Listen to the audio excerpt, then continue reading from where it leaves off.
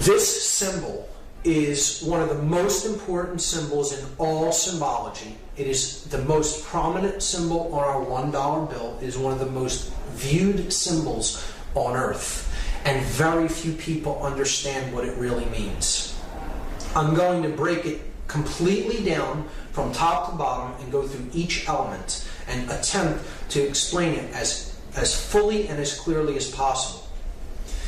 This is the symbol of all the mystery traditions. Okay? Very simply, it is the symbol of all occultism. Of course, it is Egyptian in its thematic representation and its symbolic representation. It is Egyptian, and there is a reason for that. We see the elements of the symbol being the words Anuit Coeptus at the top.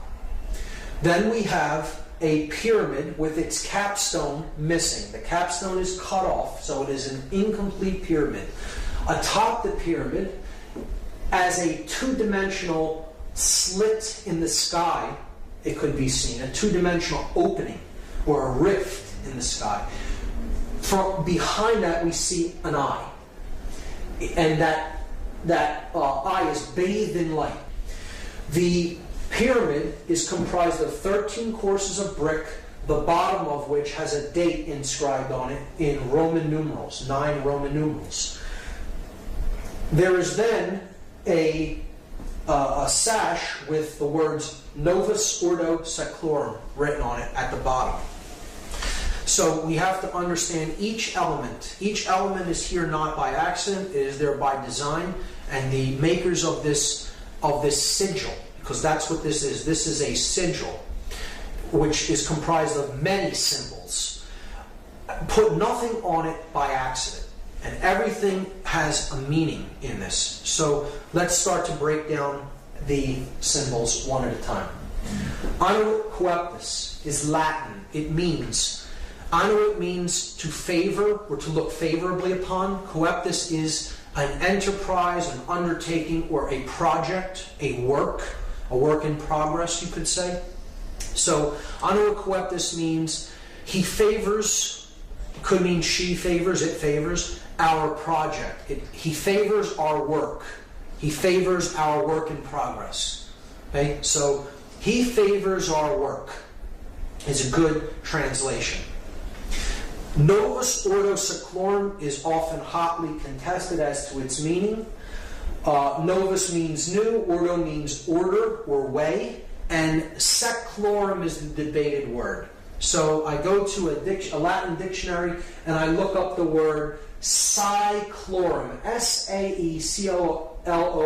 This is because people will say seclorum means of the ages. So I'm looking up the word saeclorum.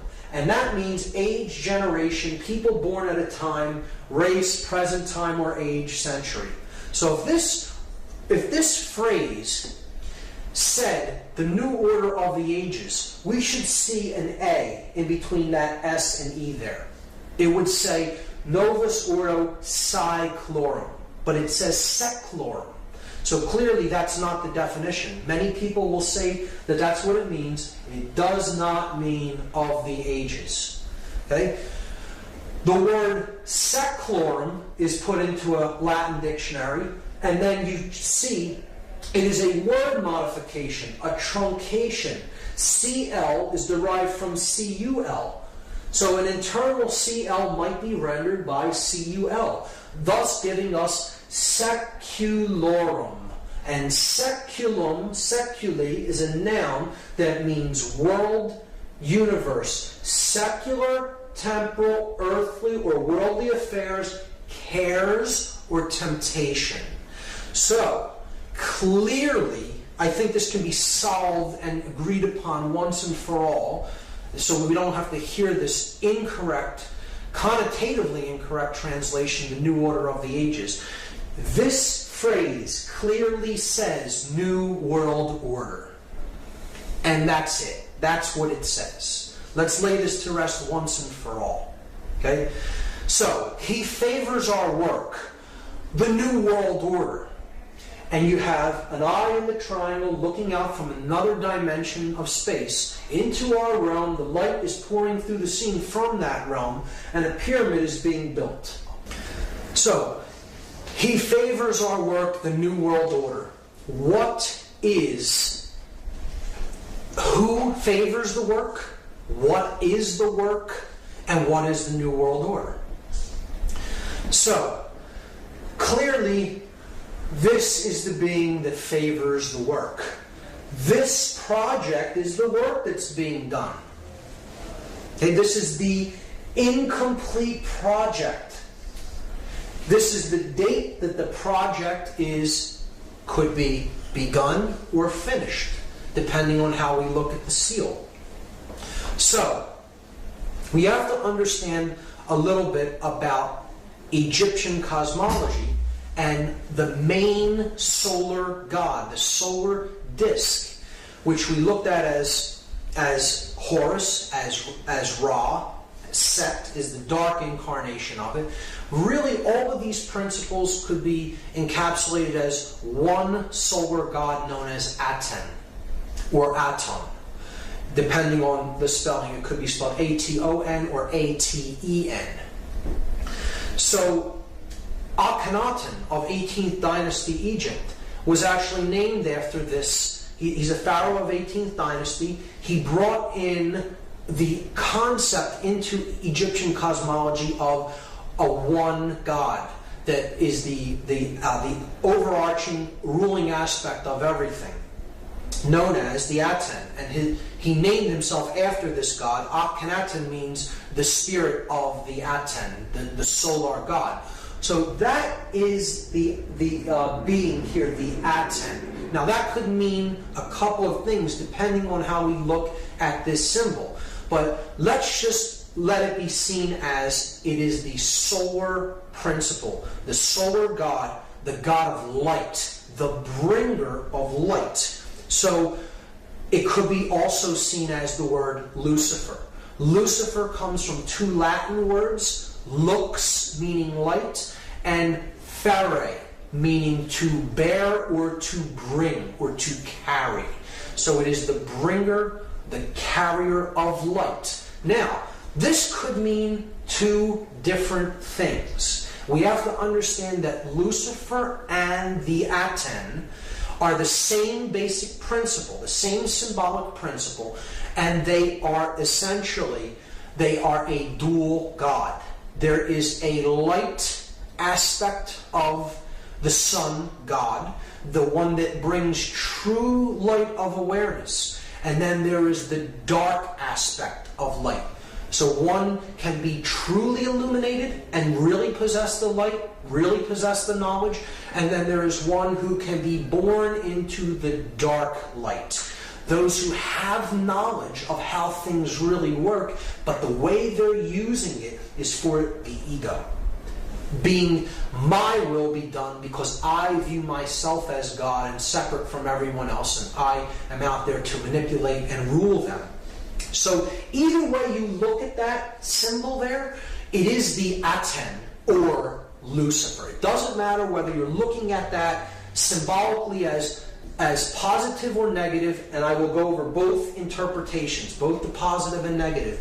However, it can in both aspects, this entity could be seen as Aten or Lucifer. Keep that in mind. If you take the compass and square symbol and place the apex at the top of this symbol, and the base at the same base level where the pyramid meets the ground, you're going to see a very interesting thing emerge. If we just trace the 5 points of the compasses and squares, the 2 compasses, the 2 edges of the square, and then the middle part that both share, the line of symmetry between them. So we go down the compass edges, and we see that the compass points point to 2 letters. The 2 end letters of this sash Okay? N and M. N from novus, M in seclorum. Then we go up the place where the square is used to measure from, the inside edge of the square. And we see that that also points to two letters, and they are also both on the opposite edge of this phrase, annuit coeptus. So we have the A in annuit and the S in coeptus. And now we come down the horizontal axis of symmetry. And we see it reaches one letter that is exactly in the middle of this sash, the O from ordo. These 5 letters, if rearranged, are an anagram for the word mason, M-A-S-O-N. And this is the symbol of all masonry. It is the symbol of all builders. And who are the builders? We all are the builders. We are all collectively on this planet the co-creators of our collective experience. Whether we are doing that creation unconsciously or consciously creating our experience, we are the builders of this world. And this is what we've built it into, what we currently have right now. So, who are the builders? We are the builders. But there's 2 different types of masons. See, there are masons that build with stone. They build the pyramid upward. They're building with stone. If you connect these 5 symbols as they are connotatively used in this seal, they form an inverted, skewed pentagram. And an inverted, skewed pentagram, if you look into dark occultic symbology, is always used as a symbol of pacts. It's a symbol of pacts, of promises made, to be something to be fulfilled, to be delivered upon completion of something else. So again, we saw that these 4 arms represent the material world, depicted as the upward pointing pyramid, the brick, the physical object, and they are crushing the spirit, the 5th element, into the ground, burying it under the weight of the pyramid. See, the dark builders, the dark masons, those who are building toward a world of male domination, the blade. See, they're building with bricks. The bricks are people who are trapped in physical 5-sense reality and left brain prisonhood. They are those who can not change. They have one form and it's hardened. A brick was once malleable clay that could be shaped, molded, take different forms. It flows easily. Change comes easily to it. But when it is baked in the left brain, solar, male dominator consciousness, it becomes hard and immobile and immovable. It becomes a brick. And that's what the male dominator world is being built with. The bricks baked into one form. The unit form. Those in uniform cannot see what is. Not see. They cannot see. They are not sees. See? They are baked into one form, the brick. Okay? And they're being used as elements to build the blade world. And the blade world will be ruled by those who are in the light. They are the blade, the male dominator sorcerers. They have the light, but everyone else is in ignorance. And when you complete this structure, the light goes out from the scene. See, they're building the blade.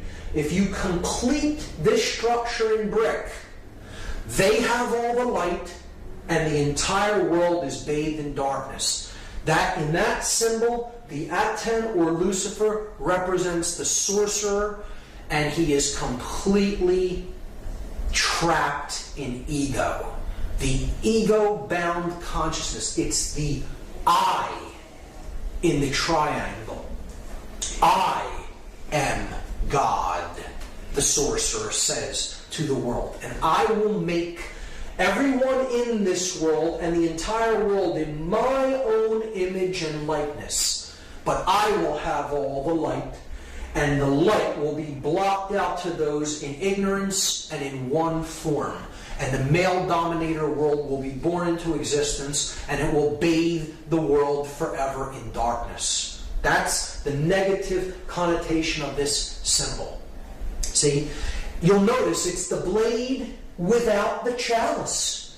See, these other 3 points make the chalice, but it's gone, it's ghosted. Just like it's been ghosted through human sacrifice, through the cremation of care. Right? It's been ghosted through the removal of the sacred feminine from the Trinity, and through not caring about what goes on in the world.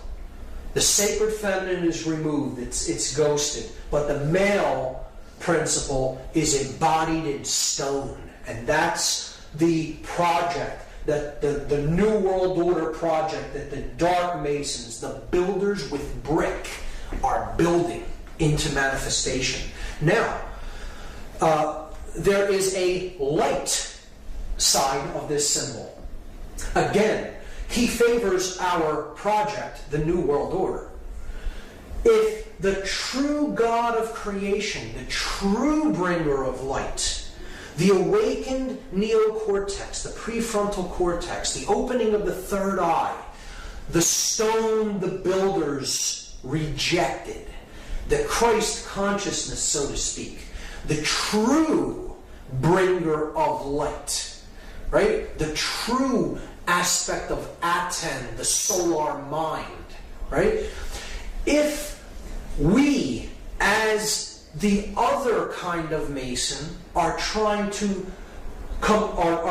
do the work that he favors, the true bringer of light, the true God of creation, and create the positive New World Order, our job as the builders of this project is to remove the brick from the top down, a little at a time, from those who we can help to work, smaller groups, gradually removing and helping people to change in larger and larger and larger groups. And if that pyramid is razed to the ground, is removed from the scene, there's nothing to block out that light of creation.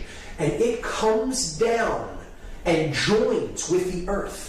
So the earth is not bathed in darkness of the male dominator blade world. Instead, it's bathed in light because the bricks are gone. Those who cannot change are gone. They've made the change, the metamorphosis, the transfiguration, the transformation in consciousness. And they've been raised to a higher level of awareness. So that's the opposite, the positive New World Order.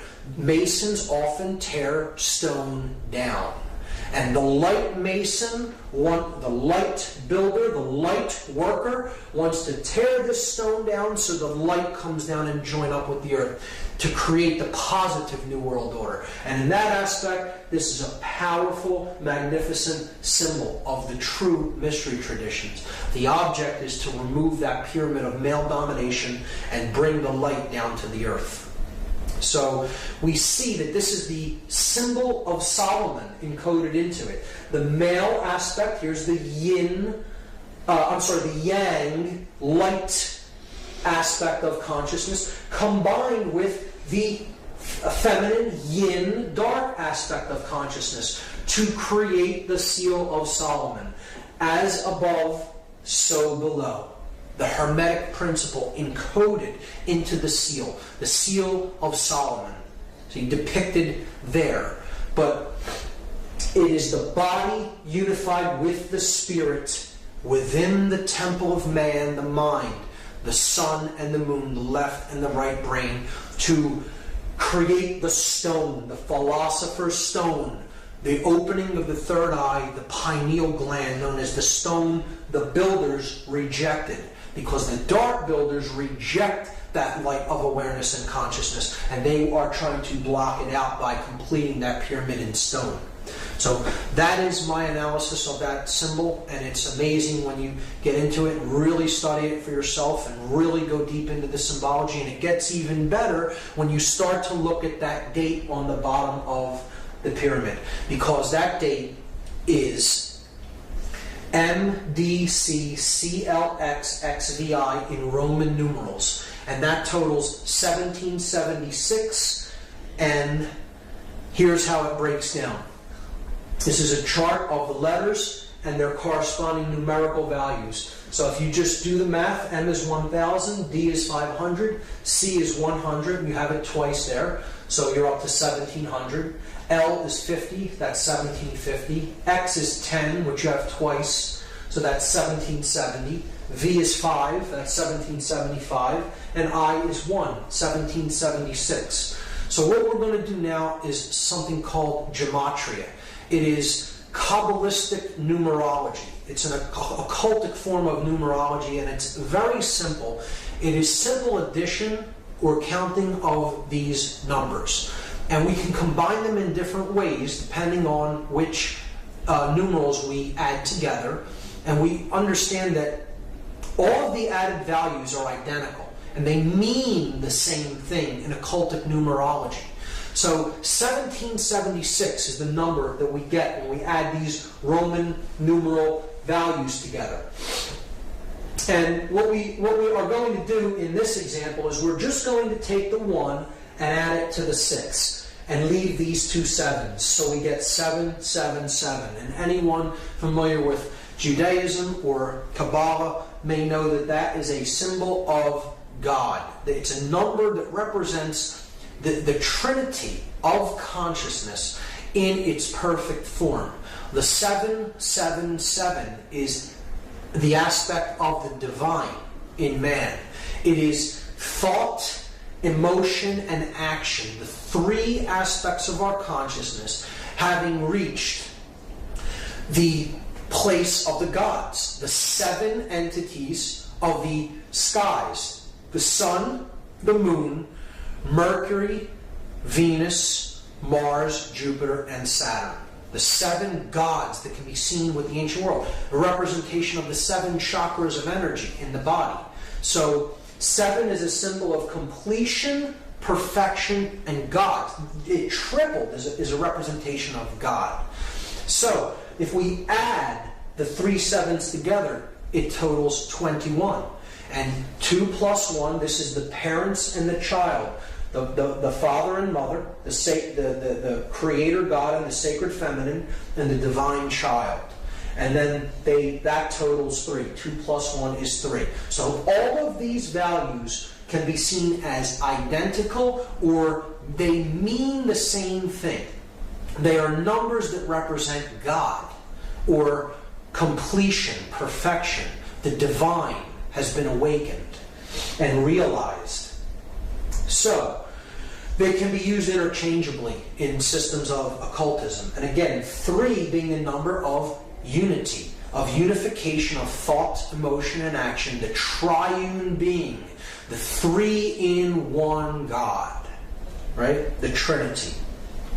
So, what I'm going to do in this study of gematria is I'm going to take these letters, because gematria is a combination of geometry and mathematics. Geometry, earth, the measure of things, the measure of the earth, the mother, right? And matria, mathematics, the mother science, after Ma'at from Egypt, the mother goddess.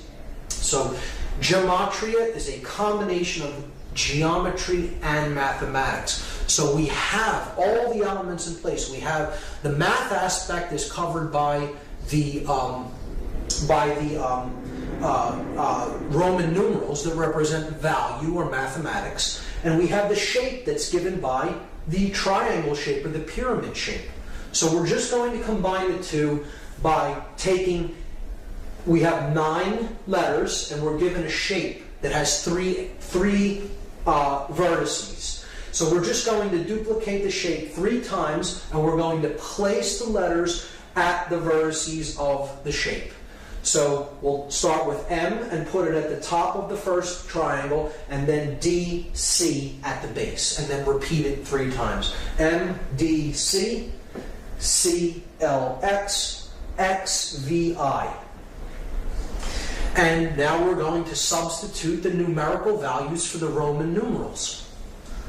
So we get this. We get 1,000, 500, 100. 100, 50, 10. 10, 5, 1. So you see a pattern emerge there. At the top of the pyramid, in every example, we see a clear pattern. 1,110. Now, in mathematics, those are known as powers of 10, or powers of 10, at 10, powers of at 10, at the top of the pyramid. Because at 10, no matter how you look at it, is at the top of the pyramid. This is a play on words that works out in the English language, and it is not an accident. These are perfect numbers of base 10 numerology, base 10 mathematics. And the powers of a 10, the powers of at 10, are indeed at the top of the pyramid. At the bottom of the pyramid, we have 500, 100, 50, 10, 5, and 1. If we add those for each base, we have 600 at the base here and 1,000 at the top. 60 at the base here, 100 at the top. 6 at the base here, and 10 at the top. We can then simply remove all the zeros, because zeros don't add to anything in gematria. So they can be removed. So we see that it simply boils down to this. 1's at the top, 6's at the bottom. And now we can combine them into one pyramid.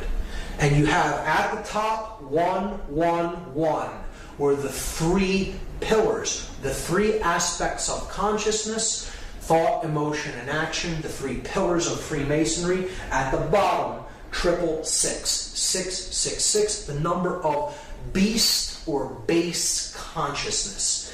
And noticing that 3 correlates to 777, because if you add 777, you get 21. If you add 2 plus 1, you get 3.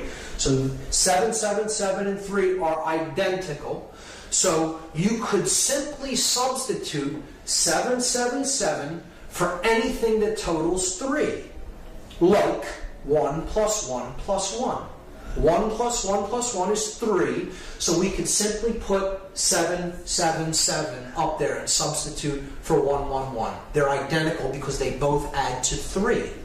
So we have God at the top, the light, the beast or base consciousness of illusion and identification with the physical world at the bottom of the pyramid, captured in stone, in one form that cannot change. Illusion, ego identification. So, if now we reduce them again. So we add 7 plus 7 plus 7, we get 21. We add 6 plus 6 plus 6, we get 18. And this is what is meant by counting the number of the beast. That's what we're in the process of doing. It's a prescription for gematria given in the book of Revelation in the Bible. We add 21, and of course, as we saw, that totals 3, the number of God, and 18, 1 plus 8 totals 9, the number of ego and illusion. Why is 9 the number of ego and illusion? Well, here's why. The number 9 has very significant mathematical properties, and they are shown to us in addition to the number 9 and in multiplication of the number 9. So this side of the table is an addition table. This side of the table is a multiplication table. 9 plus 1 is 10. 1 plus 0 reduces to 1. We're simply adding the final result, the digits of the final result together. So look, we're back at where we started adding to 9. 1. So adding the 9 was like adding 0. Okay? 9 plus 2 is 11. 1 plus 1 reduces to 2. It adds to 2. So we're back to 2. So again, adding the 9 was like adding a 0. You do this with any number. 9 plus any number gets you back to the same number once the result is added together, or what is called in gematria reduction. You're reducing a 2-digit or 3-digit or 4-digit value down to one number. You will ultimately come back to the same value that you started with, because to add 9 is to add illusion, or to add ego, or to add base consciousness. And when you add the beast, when you add base consciousness, you can never affect any change in value. You bring no value to the equation. You are adding 0. You are adding nothing. You are adding illusion. Now, the multiplication of 9 is a different result. 9 times 1 is 9. 9 times 2, 18. Add the 1 and the 8, you get 9. 9 times 3, 27. Add 2 plus 7, you get 9. 9 times any number, no matter what it is. You add the resultant digits, you will come back to 9. So what this is saying symbolically is multiplying base consciousness only gets you more base consciousness. You can never create anything new with ego and illusion and base consciousness. So this is why 9 is the number of illusion and base consciousness, and as such, it is synonymous with 666, or the number of the beast. One thing I should mention is that the date 1776 is simultaneously the year that the Declaration of Independence was signed in the United States, and it is a document declaring human sovereignty, and that our rights come from our Creator, whatever we happen to envisage that Creator or that force as, and not from man. But it also is the date of the birth of the Bavarian Illuminati order, and that happened on May 1st, 1776, which is a Luciferian dark occultic Sabbath known as Walpurgisnacht. May 1st, May Day of 1776 is when the official Bavarian Illuminati, the Order of the Illuminated, came into being. So there's a dualism even inherent in that date. You can look at the Dark New World Order building upward from 1776 in earnest, from the time when this dark occultic order came into manifestation, and the object of the light New World Order to bring the light down by removing the bricks and getting back to the understanding of personal sovereignty as encoded in the Declaration of Independence. When we look at it, we see that these two numbers, 777 representing God or completion or perfection, and 666 representing illusion or base consciousness, they total 9 and 3, and that brings us to the occultic number 93. To go from the illusion to the real, to go from the illusion to the true source of power, to go from base consciousness to divine consciousness or compassion. And that is the process of going from the 9 to the 3, because the 9 drops away, it's illusion. 9 plus 3 is 12. 1 plus 2 goes back to 3. So the 9 falls away, being illusion. To go from the 9 to the 3, and this is a number that represents willpower. We make this journey by an act of personal will, and it is an act of love. Love and will, we will see later, are identical forces.